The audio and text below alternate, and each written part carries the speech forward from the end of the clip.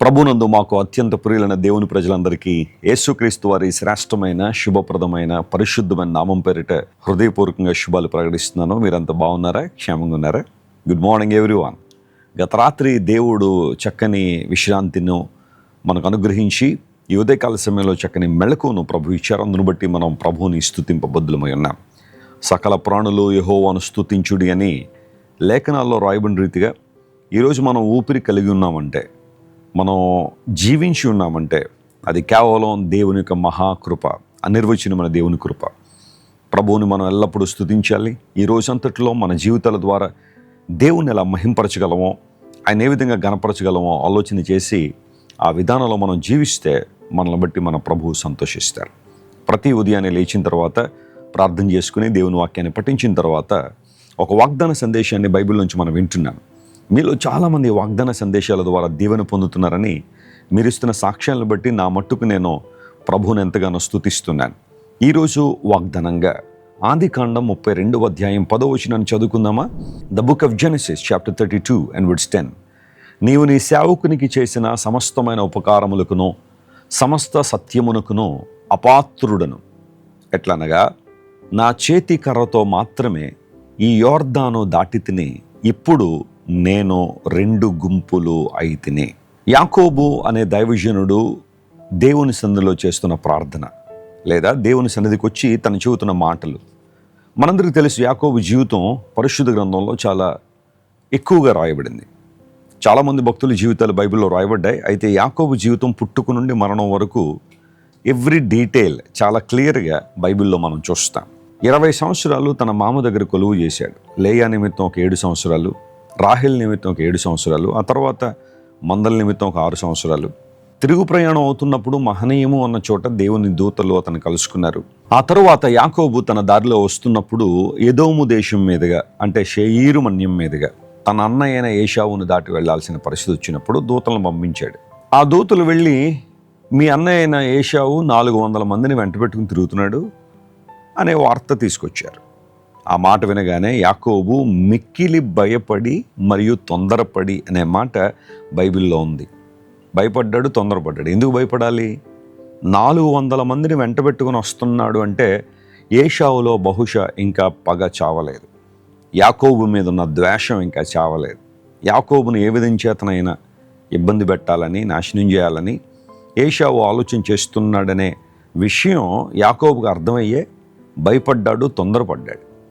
ఇప్పుడు తన ప్రయత్నాలు తాను చేసుకోవడం ప్రారంభించాడు. తన దగ్గర ఉన్నవన్నీ కూడా 2 గుంపులు చేశాడు. ఒక గుంపు మా అన్న చేతిలో హతమైపోయినా లేదా చనిపోయినా మరొక గుంపు మిగులుతారన్న ఉద్దేశంలో 2 గుంపులు చేసిన తర్వాత దేవుని దగ్గరికి వచ్చి ప్రార్థన చేస్తున్నాడు. ప్రభువా, నువ్వు నా పితరుల దేవుడు, ఇంతవరకు నీవు నాకు ఎంతగానో సహాయం చేశావు. ఈ సహాయాన్ని పొందుకోవడానికి, నీ ఉపకారాన్ని పొందుకోవడానికి, నీ సత్యాన్ని పొందుకోవడానికి నేను యోగ్యుణ్ణైతే కాదు. ఒక్క చేత్తో యోర్దాన్ నదిని దాటాను, కానీ ఈరోజు నేను 2 గుంపులు అయ్యాను అని చాలా చక్కని ప్రార్థన దేవుని సన్నిధిలో చేస్తాడు. ఆ క్రింద వచనాల్లో కూడా మీరు చదువుతుంటే ఆ ప్రార్థన మనకు కనబడుతుంది.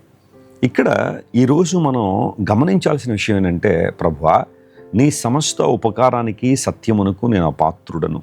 దేవుని కృప ఎంత గొప్పది అంటే, ఆయన వాత్సల్యత ఎంత ఉన్నతమైందంటే, మనలో ఏ ఒక్కరం కూడా పాత్రులం కాదు, మనలో ఏ ఒక్కరం యోగ్యులం కాదు. We are unworthy, but God still loved us and God still extended his grace upon our lives. మన జీవితాల్లో దేవుడు తన కృపను విస్తరింపజేశాడు. యాకోబు ఇదే సత్యాన్ని ఒప్పుకున్నాడు దేవుని సన్నిధిలో. నీవు చేసిన ఉపకారాలకు, నీ సత్యమునకు నేను అపాత్రుడను. అంటే నీ విశ్వాస్యత ఏదైతే ఉందో, నీ యథార్థత ఏదైతే ఉందో, ప్రభువా, నేను అపాత్రుడయ్యా. నిజమే, అనేక సార్లు మన జీవితాల్లో అపనమ్మకస్తులంగా మనం బ్రతికినప్పటికీ దేవుడు మాత్రం నమ్మకస్తుడుగానే ఉన్నాడు. Even though we are unfaithful, God remains faithful. దేవుడు అనేక సార్లు తన నమ్మకత్వాన్ని మన జీవితంలో రుజువుపరిచారు.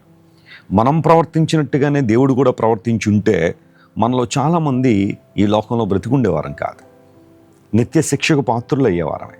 కానీ దేవుడు తన మహాకృప ద్వారా మనల్ని సంధించి తన ఉపకారాన్ని మనకు చేశాడు. ఆ తర్వాత తన సత్యాన్ని మనకు బయలుపరిచారు. యేసు ప్రభు మనకు చేసిన ఉపకారం ఏంటి? ఆయన మనకు చేసిన మేలు ఏంటి? మొట్టమొదటిగా ఆయన మనకిచ్చిన రక్షణే ఒక గొప్ప ఉపకారం. మనలో ఏ ఒక్కరూ మన క్రియల ద్వారా రక్షణ పొందలేదు. మనం ఏదో మంచి పనులు చేసేసామని దేవుడు మనల్ని రక్షించలేదు. కానీ సిలువలో ప్రభువైన యేసుక్రీస్తు వారు మరణించుట ద్వారా, తన ప్రాణాన్ని అర్పించుట ద్వారా, పుణ్యదానముగా తన ప్రాణాన్ని మన కోసం అర్పించుట ద్వారా రక్షణ మనకు ఉచితంగా అనుగ్రహించబడింది. ఒక మాట వినండి, రక్షణ ఉచితమే కానీ అది చౌకైంది కాదు. Salvation is free but it's not cheap. యేసుక్రీస్తు ప్రభు యొక్క మరణం, ఆయన యొక్క త్యాగం రక్షణ మనకు అనుగ్రహించింది కనుక మనకి ఇవ్వబడిన రక్షణ బట్టి మనం ఎల్లప్పుడూ ప్రభువును స్తుతించాలి. ప్రభువు చేసిన ఉపకారం, దానితో పాటుగా నిత్య జీవితంలో ఎన్నో ఉపకారాలు ప్రభువు మనకు చేస్తున్నాడు. ఈరోజు దేవుని సన్నిధిలో ఒక ప్రార్థన చేస్తున్నావా? ప్రభువా, నా జీవితంలో ఉపకారం చేయండి, నా జీవితంలో మేలు చేయండి నువ్వు ప్రార్థన చేస్తుంటే దేవుని సేవకునిగా ప్రకటిస్తున్నాను, దేవుడు నీ జీవితంలో ఉపకారం చేయడానికి, మేలు చేయడానికి ఆయన సామర్థ్యం కలిగిన వాడే. నువ్వు ఎట్టి స్థితిలో ఉన్నా, ఎట్టి దుర్భర పరిస్థితిలో ఉన్నా, ఎట్టి భయంకర స్థితిలో ఉన్నా నువ్వు కృంగిపోవడానికి లేదు, నువ్వు భయపడాల్సింది లేదు. 1000 మోకాళ్ళే దేవుని సన్నిధిలో లేఖనాలు తెరిచి చదువు, నీ జీవితాన్ని సంపూర్ణంగా ప్రభువుకు అప్పగించు. దేవుడు తన ఉపకారమును, తన సత్యమును అనగా తన యథార్థమైన ప్రేమను, విశ్వాస్యతను నీ మీద కనుపరుస్తాడు. ఒక్క చేతికర్రతో యొర్దాను దాటాను నాయన, కానీ ఈరోజు నీవు నన్ను విస్తారంగా దీవించావు. దేవుని ప్రజలారా, ప్రభువు నిన్ను దీవించువాడు, నిన్ను ఆశీర్వదించువాడు. ఈరోజు నీ దీనస్థితిని చూసి నీ బంధువులు, నీ స్నేహితులు, నీ చుట్టూ ఉన్నవారు అందరూ హేళన చేస్తున్నారా? నీ దీనస్థితిని చూసి అందరూ జోకులు వేసుకుంటున్నారా? నమ్ము, దేవుని గట్టిగా పట్టుకో. ఈరోజు ఒక్క చేతికర్రతో నీవు ఉన్నావేమో, దేవుడు నిన్ను 2 గుంపులుగా చేయబోతున్నాడు. ఆమేన్. ఎఫెసీ 3:20 అడుగు వాటన్నిటికంటే, ఊహించు వాటన్నిటికంటే అత్యధికంగా దేవుడు నీకు మేలు చేస్తాడు. నువ్వు ఏ దేశంలో ఉన్నా, ఏ ప్రాంతంలో ఉన్నా, ఒక్కదానివే ఉన్నానన్న భావన నీలో ఉంటే నీ ప్రభువు నీతో ఉన్నాడు. ఆయన నిన్ను దీవించి ఆయన నిన్ను ఆశీర్వదిస్తారు. ఈరోజు అంతట్లో ఈ వాగ్దానాన్ని క్లెయిమ్ చేసి ప్రభువును స్తుతించండి. ఈ వాగ్దానాన్ని క్లెయిమ్ చేసి ప్రార్థన చేయండి. ప్రభు మీ జీవితంలో విశిష్టమైన దీవెనలు మరియు ఆశీర్వాదాలు కృమ్మరించును గాక. ఆమేన్. ప్రార్థన చేసుకుందాం. మా ప్రేమగల తండ్రి, గొప్ప దేవా, నీకు వందనాలు. ఒక్క చేతికర్రతో యొర్దాను దాటిన యాకోబును 2 గుంపులుగా నువ్వు ఆశీర్వదించావు. ఎంత గొప్ప దేవుడు నాయన. నీవు తన పట్ల ఉపకారమును, సత్యమును చూపావు. యాకోబు నిన్ను స్తుతించాడు, నీ గొప్పతనాన్ని కీర్తించాడు. మా జీవితాల్లో కూడా ఇంతవరకు ఎన్నో మేళ్ళు ఉపకారాలు జరిగించావు, ఇక ముందు కూడా జరిగించడానికి నీవు సామర్థ్యం కలిగిన వాడు గనుక నీకు వందన స్తోత్రాలు చెల్లిస్తున్నాం. మా ప్రియులు ఎంతమంది అయితే ఈరోజు నీ నుండి మేలును, ఉపకారాన్ని ఆశిస్తున్నారో, వారున్న ప్రతికూల పరిస్థితుల నుండి విడుదల కోసం ప్రార్థన చేస్తున్నారో, దుర్భర భయంకర పరిస్థితుల నుండి విడుదల కోసం నీ సన్నిధిలో గోజాడుతున్నారో, వారందరినీ మీరే ముట్టండి, నీ ఆత్మ ద్వారా సంధించండి. పరిశుద్ధాత్మదేవ, నీ శక్తితో, బలంతో వారు నింపి నీ కృపలో స్థిరపరచండి. అనారోగ్యంతో ఉన్న వారికి స్వస్థతనివ్వండి, విడుదల లేని వారికి విడుదల ఇవ్వండి. ఘనతయు, మహిమయు, ప్రభావము, స్తోత్రము నిరంతరము నీకే కలుగునుగాకని ప్రకటిస్తూ యేసుక్రీస్తు వారి పరిశుద్ధ నామం పేరిట అడిగి వేడుకొనిచున్నాం తండ్రి. Amen. Amen. God bless you, dear friends.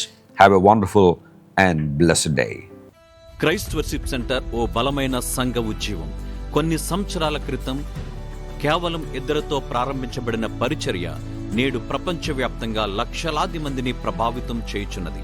Rajahmundry, Secunderabad, Bengaluru, Nellore, Dubai, Bahrain, Karimnagar, Visakhapatnam, Gadwal, Kovvur, Malakapalli, Sri Lanka, Bhutan, Addateegala, Palamuru, Ongole, Ballari, Korukonda, Pothavaram, Nallajerla, Venkataramayyagudem, Machilipatnam, ఇందిరానగర్లతో పాటు అనేక గ్రామాల్లో క్రైస్ట్ వర్షిప్ సెంటర్ ఆరాధనలు జరుగుచున్నవి.